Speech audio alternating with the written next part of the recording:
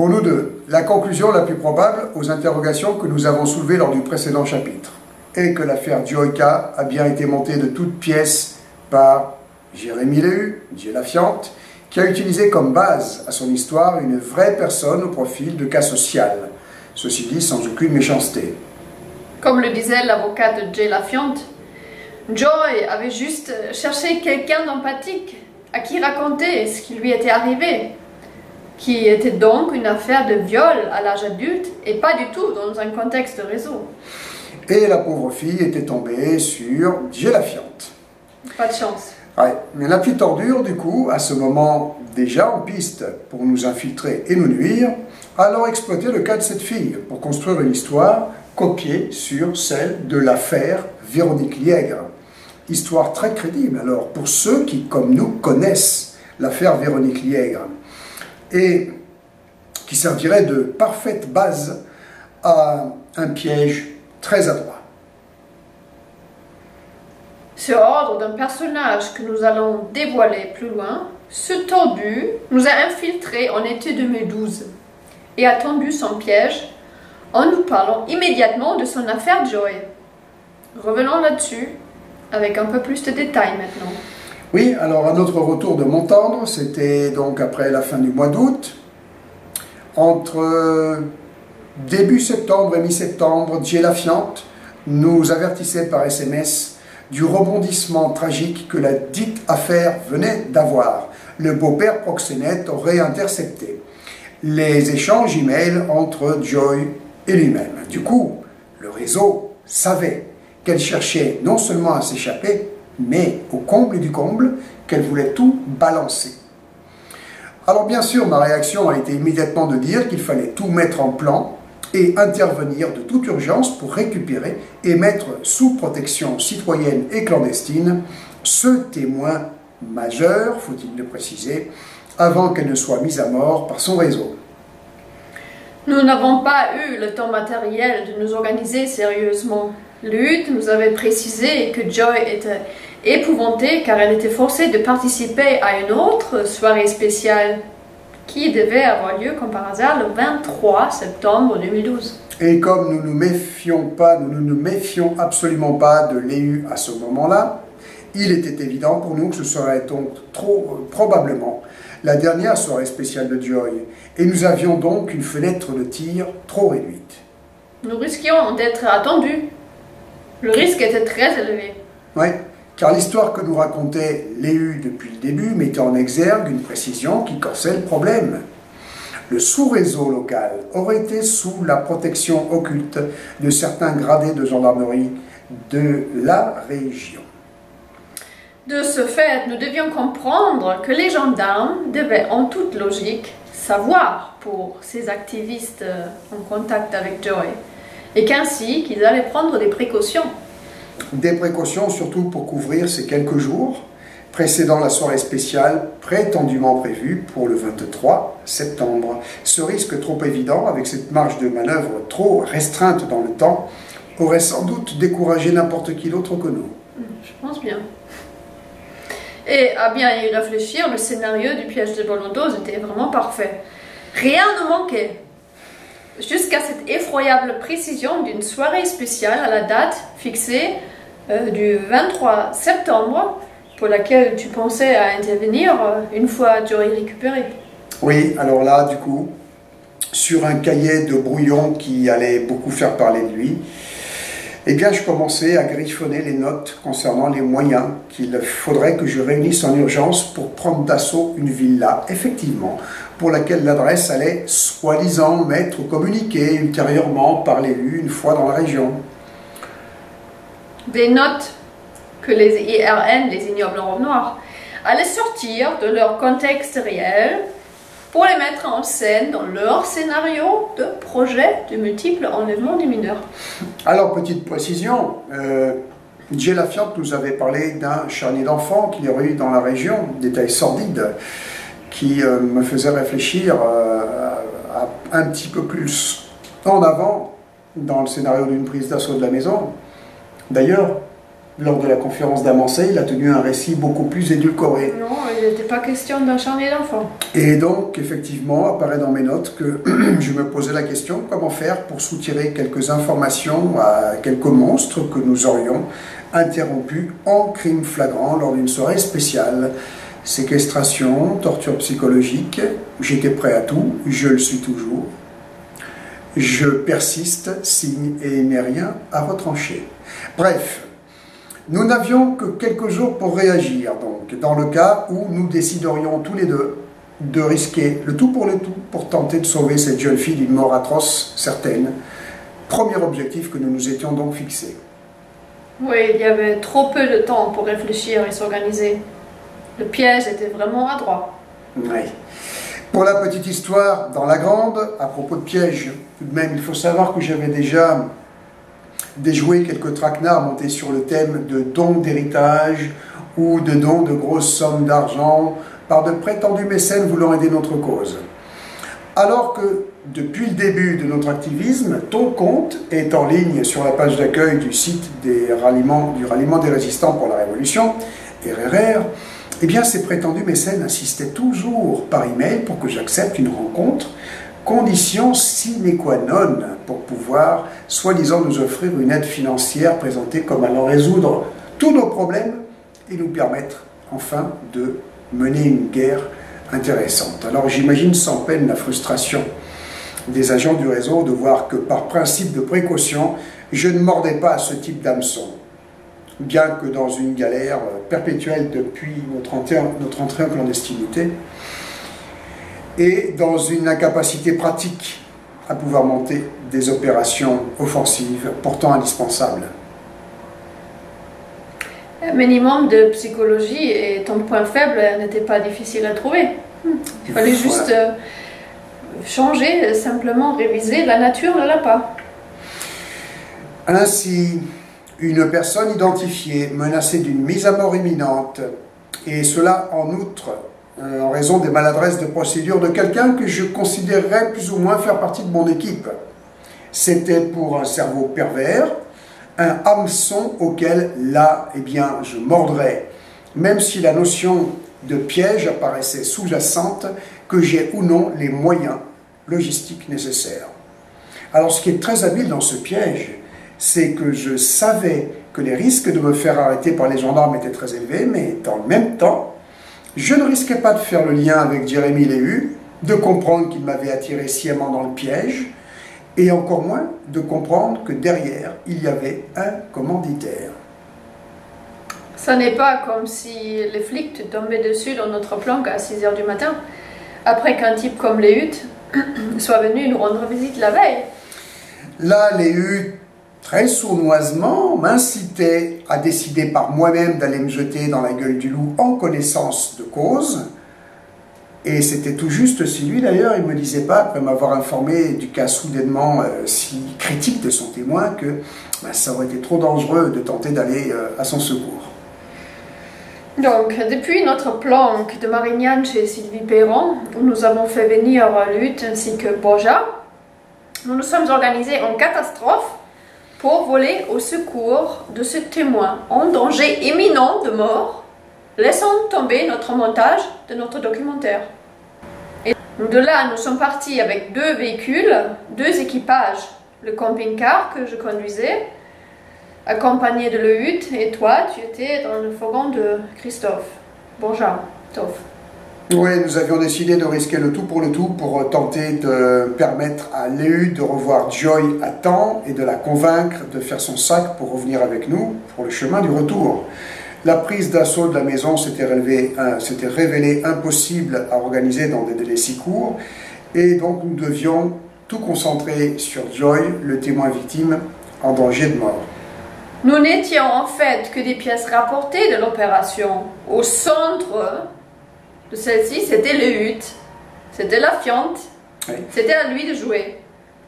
Pour convaincre son contact de faire son sac et de venir avec nous. Et d'ailleurs, c'était la condition qu'il a fait express, qu'il a posé express. Absolument. Lui seul devait parler avec ce témoin difficile qu'il a apprivoisé depuis 9 mois d'échanges en courrier électronique. Donc voilà. soi-disant. C'était à lui, donc voilà. Donc il a convenu un rendez-vous avec Joy entre-temps. La suite, vous la connaissez, le 22 septembre, rentrant dans le village de Pollandose, j'étais intercepté par un contrôle de gendarmerie prétendu inopiné. M'étant dégagé de ce contrôle en étalant dans les champs de maïs de Pollandose, ce qui fait ricaner bien des crapauds baveurs, des merdias, je ne me suis sorti de la chasse à l'homme immédiatement déclenchée contre moi, il faut dire que par miracle. Alors j'ai longtemps considéré que le contrôle de ces deux patrouilles de gendarmerie, présents comme par hasard le jour de notre arrivée dans Pollandose pour contrôler tout véhicule y entrant, était relatif, précisément, à cette histoire amenée par les l'EU comme quoi les gendarmes du coin protégeaient un sous-réseau. Ce que j'avais par contre noté en fonction de la façon dont le contrôle en lui-même s'était déroulé, c'était que de toute évidence, les gendarmes ne m'attendaient pas nominativement. J'avais pensé alors qu'ils avaient été plutôt prévenus par le réseau local de l'arrivée d'activistes gênants, sans plus de détails, avec la consigne de les dissuader de tourner dans le coin sous quelque prétexte que ce soit. La rapidité avec laquelle les moyens impressionnants se sont déployés juste après pour me traquer m'avait conforté dans l'idée qu'il y avait donc bien un sous-réseau local activement protégé par la gendarmerie locale. Mais en mettant de côté le postulat selon lequel les gendarmes locaux protégeaient un sous-réseau, en fait, il est tout à fait normal qu'une traque s'organise pour retrouver une personne s'étant soustraite à un contrôle de gendarmerie, a fortiori s'il s'avère que la personne en question fait l'objet d'un mandat d'arrêt européen.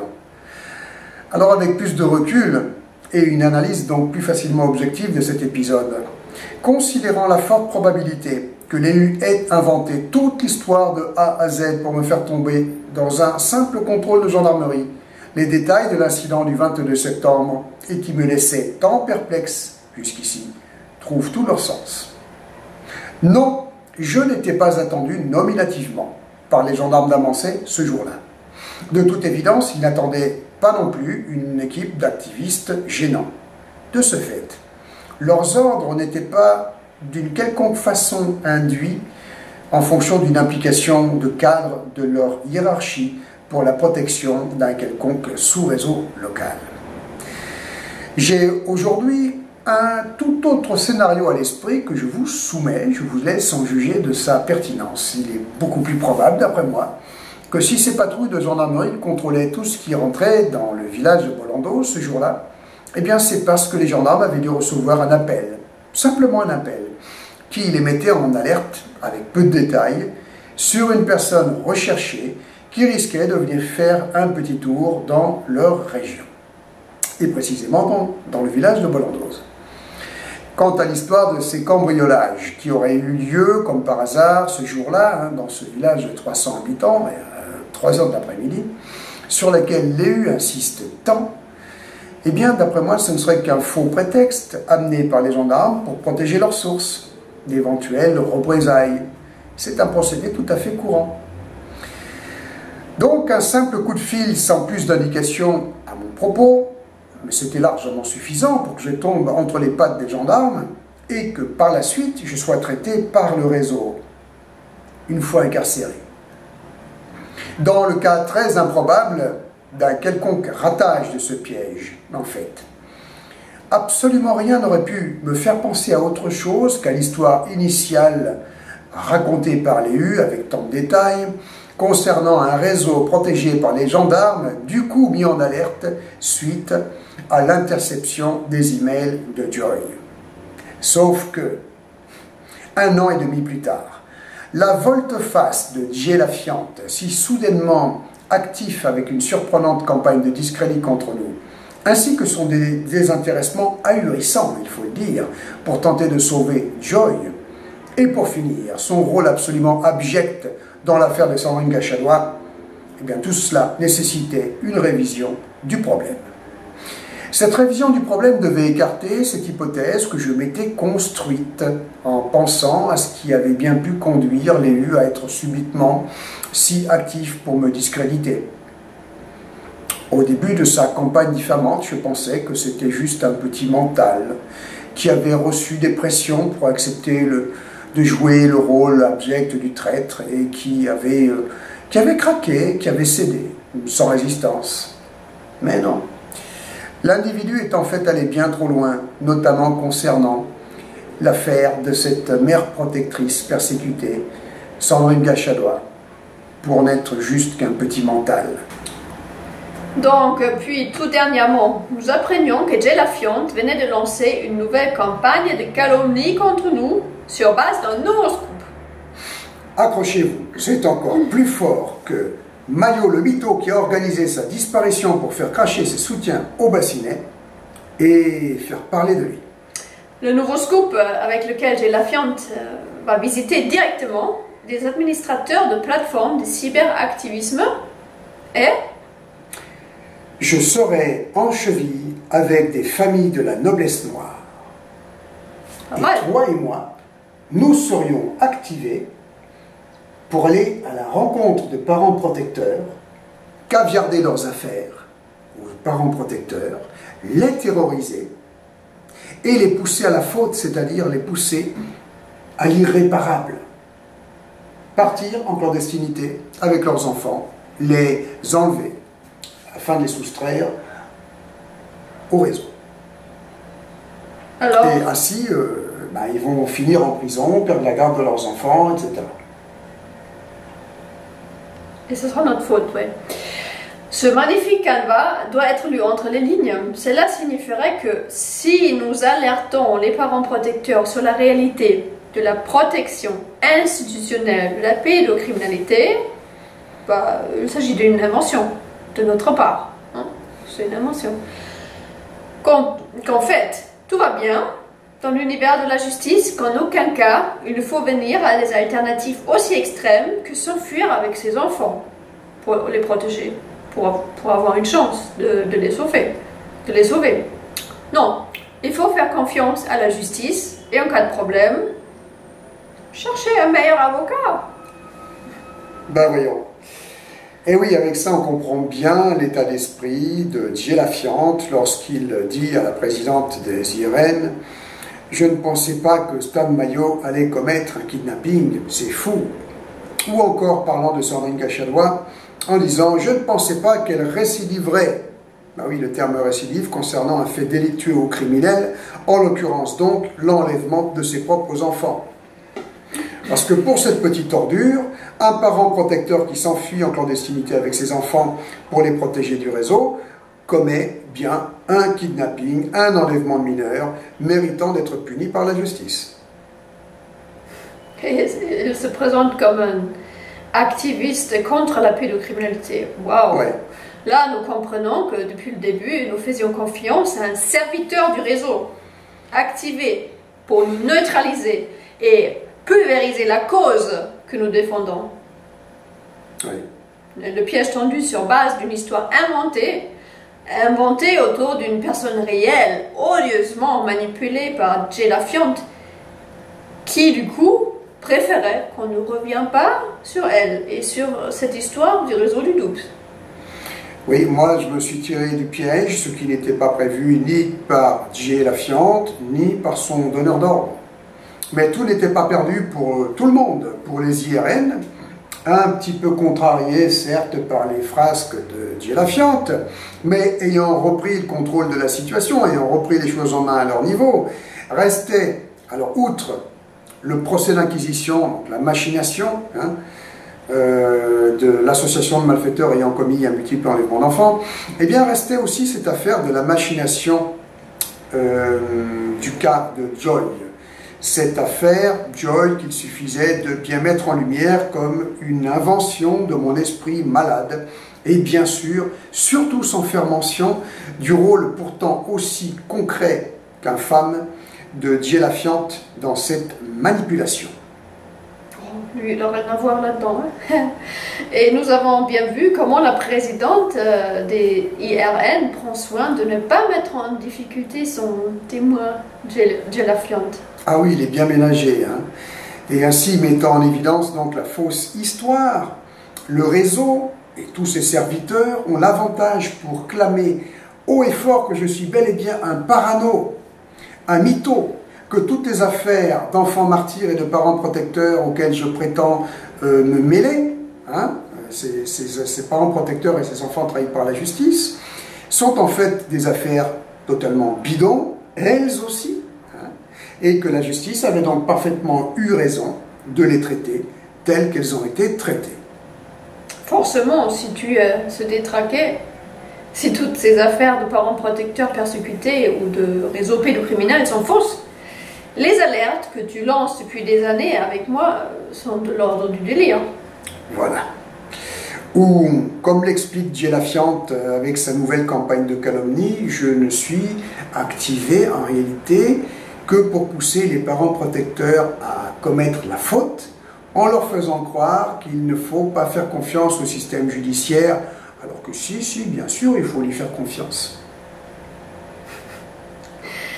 Pour conclure ce chapitre, quand Jay Lafiante parle de la folie de Sandrine Gachadouin, qui voulait récidiver en enlevant ses propres enfants, ou encore quand il bave sur nous avec son nouveau scoop, il faut bien comprendre ce qu'il veut dire. C'est fou, c'est insensé de penser à soustraire ses enfants au réseau de cette inquisition judiciaire qui persécute les parents protecteurs et en livrant les enfants victimes à leurs bourreaux.